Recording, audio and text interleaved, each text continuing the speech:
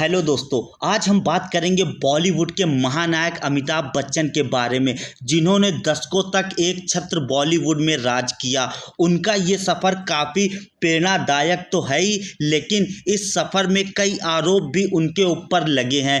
अक्सर अमिताभ बच्चन के ऊपर ये इल्ज़ाम लगाया जाता है कि उन्होंने अपने फ़ायदे के लिए फिल्म इंडस्ट्रीज और राजनीति के लोगों का इस्तेमाल किया और समय आने पर उन्हें छोड़कर आगे बढ़ गए। आज के वीडियो में हम ऐसी ही एक किस्से के बारे में बात करेंगे। तो अगर आप चैनल में नए हैं तो चैनल को सब्सक्राइब करना मत भूलिए कि आप तक इस तरीके की वीडियो पहुंच सके। और अमिताभ बच्चन को लेकर आपकी क्या राय है हमें कमेंट में बताना मत भूलिएगा, और मेरी जो राय होगी वो मैं दूंगा वीडियो के लास्ट में, तो इसीलिए वीडियो के लास्ट तक आप ज़रूर बने रहिएगा। तो चलिए बगैर किसी देरी के करते हैं वीडियो स्टार्ट। बॉलीवुड की दिग्गज हीरोइन रेखा से अमिताभ और रेखा का रिश्ता किसी से छुपा नहीं था। ये वो समय था जब अमिताभ अपने कैरियर की बुलंदी पर थे और रेखा तो कामयाब हीरोइन थी ही, और उनके अफेयर की खबरें आए ना आए दिन अखबार पर छपती ही रहती थीं। यूं तो 1973 में आई फिल्म नमक हराम में दोनों ने एक साथ काम किया था, लेकिन उस फिल्म में वो एक दूसरे के अपोजिट नहीं थे। उनकी मुलाकात पहली बार किसी फिल्म के सेट पर नहीं बल्कि जया के फ्लैट पर हुई थी। रेखा जया को दीदी कहकर बुलाती थी, अक्सर उनसे मिलने उनके फ्लैट पर जाती रहती थी, और यहीं पर उनकी मुलाकात उस समय के जया के बॉयफ्रेंड अमिताभ बच्चन से हुई। हालांकि फिल्म नमक हराम के सेट पर अमिताभ का रेखा के प्रति कुछ खास असर नहीं पड़ा। रेखा को फिल्म के सेट पर लेट आने और गायब हो जाने की आदत थी। ऋषिकेश मुखर्जी जैसे महान फिल्मकार होने के बावजूद रेखा हमेशा सेट से गायब रहती थी, और गुस्से में आकर ऋषिकेश मुखर्जी ने पैकअप कर दिया। इसके बाद इस जोड़ी को 3 साल बाद काम करने का मौका मिला। दोनों की बेहतर जोड़ी पहली फिल्म रही साल 1976 की दो अनजाने। हालांकि ये फिल्म पहले शर्मिला टैगोर और मुमताज़ को ऑफर हुई थी, लेकिन उन्होंने इस फिल्म में काम करने से मना कर दिया था, क्योंकि फिल्म में हीरोइन का रोल काफ़ी हद तक नेगेटिव था, और रेखा ने इस फिल्म को करने के लिए हामी भर दी। और शूटिंग के दौरान अमिताभ के काम से रेखा काफ़ी प्रभावित हुई। अमिताभ रोज़ सुबह सेट पर आ जाते थे और अपना काम कायदे से करते थे, पूरी तैयारी के साथ अपना डायलॉग याद करते थे।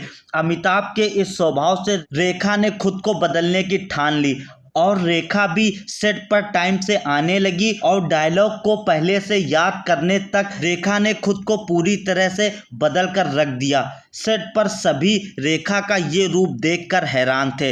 पहले अमिताभ और रेखा की गिनी चुनी ही बातें हुआ करती थी, लेकिन जब फिल्म की आउटडोर शूटिंग 1 महीने तक के लिए कलकत्ता चली तो अमिताभ, प्रेम चोपड़ा और रेखा खूब घूमे, क्योंकि फिल्म इंडस्ट्रीज में आने से पहले अमिताभ यहाँ पर ही 7 साल नौकरी कर चुके थे और इस जगह से वो काफ़ी परिचित थे। इसी दौरान अमिताभ और रेखा एक दूसरे के काफ़ी नज़दीक भी आ चुके थे और फिल्म भी सफल रही, जिसके चलते अमिताभ और रेखा की जोड़ी कई और फिल्मों में काम करने लगी।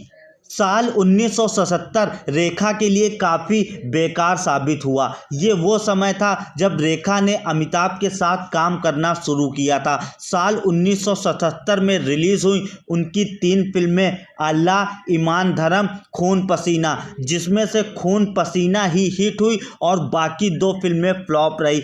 इसके अलावा भी रेखा की 11 फिल्में रिलीज़ हुई और वो भी फ्लॉप साबित हुई। यही नहीं, निजी जीवन में भी विनोद मेहरा से उनके अलगाव के चलते लंबे समय तक वह दुखी रहीं, और कुछ समय बाद ही रेखा के ऊपर ब्लैक मनी और इनकम टैक्स चोरी करने का भी आरोप लगा, और कहा गया कि उनकी फिल्मों में उनको काला धन मिला है, जिसके चलते इनकम टैक्स वालों ने प्रकाश मेहरा प्रोडक्शन हाउस में छापा भी मारा, जहां पर उन्होंने 2 अकाउंट बुक भी जब्त की, जिसमें मालूम चला कि रेखा को खून पसीना फिल्म के लिए रेखा को ब्लैक मनी के तौर पर 2.5 लाख रुपए दिए गए थे। इसके अलावा इनकम टैक्स वालों ने उनके ऊपर ब्लैक मनी के चलते भारी जुर्माना भी ठोका, जिसको भरते भरते रेखा को कई साल लग गए। इन सब के चलते रेखा काफ़ी दुखी रहने लग गई और उस समय उनकी उम्मीद की किरण बनकर आए अमिताभ बच्चन। अमिताभ ने उनके कैरियर और व्यक्तिगत जीवन को सुधारने के लिए उनकी काफ़ी मदद करी और जब ये खबरें मीडिया पर छपने लगी तो अमिताभ बच्चन ने अपने गांधी परिवार के रिश्ते का सहारा लेते हुए उसे बंद कराने की कोशिश करी। इस बात से नाराज कई मीडिया कर्मियों ने अमिताभ बच्चन को सालों तक बैन कर दिया था। हालांकि इससे अमिताभ बच्चन के स्टारडम और रेखा के साथ उनके रिश्तों पर कोई खास असर नहीं पड़ा। फिल्म मुकद्दर का सिकंदर के सेट पर प्रकाश मेहरा ने दोनों को करीब आते देखा तो पहले वो इस बात से नाराज हुए कि रेखा उस दिन भी सेट पर पहुंच जाती है जिस दिन उनकी शूटिंग नहीं होती थी। ऐसे में प्रकाश मेहरा ने उन्हें सख्त हिदायत देते हुए कहा कि जिस दिन फिल्म की शूटिंग ना हो उस दिन वो सेट पर दिखाई ना दें। प्रकाश मेहरा ने भी एक इंटरव्यू में कहा है कि अमिताभ ने रेखा को अंग्रेजी सिखाई और तहजीब सिखाई और उसे अपने काबिल बनाया। खैर, जब ये खबर अमिताभ के परिवार तक पहुंच गई तो जैसे मानो भूचाल आ गया। जया बच्चन ने अमिताभ बच्चन से कहा कि आगे वो रेखा के साथ काम नहीं करेंगे। रेखा बताती हैं कि फिल्म मुकद्दर के सिकंदर के ट्रायल शो में उन्होंने देखा कि फिल्म में जैसे ही अमिताभ और रेखा का रोमांटिक सीन आता था वैसे ही जया बच्चन की आंखों में आंसू आ जाते थे। आखिर ये रिश्ता कैसे ख़त्म हुआ, इसकी बहुत अलग अलग तरह की कहानी सुनने को मिलती है।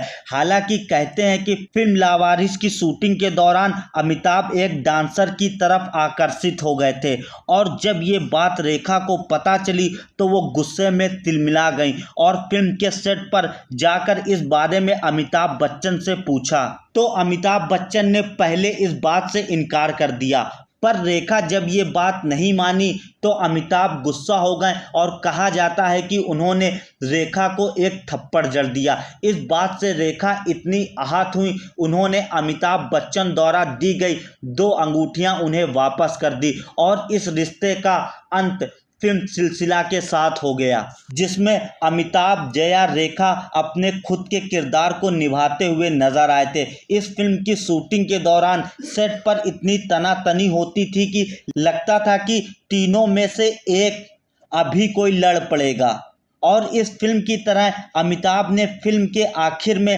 अपनी प्रेमिका को छोड़कर का फैसला किया और रेखा जो एक समय अमिताभ के नाम का अपने सर पर सिंदूर लगाकर रहती थी उनको अपनी मां की तरह एक शादीशुदा आदमी के प्यार में पड़ने का नुकसान उठाना पड़ा। इस पूरी कवायद में अमिताभ ने हमेशा शांति बनाए रखी और कभी भी रेखा के नाम को बाहर लेकर नहीं आए। वैसे दोस्तों, अमिताभ को लेकर आपकी क्या राय है हमें कमेंट में ज़रूर बताइएगा और वीडियो में लास्ट तक बने रहने का आपका बहुत बहुत धन्यवाद। मिलते हैं हम आपसे अगली वीडियो में, तब तक के लिए नमस्कार, बाय बाय।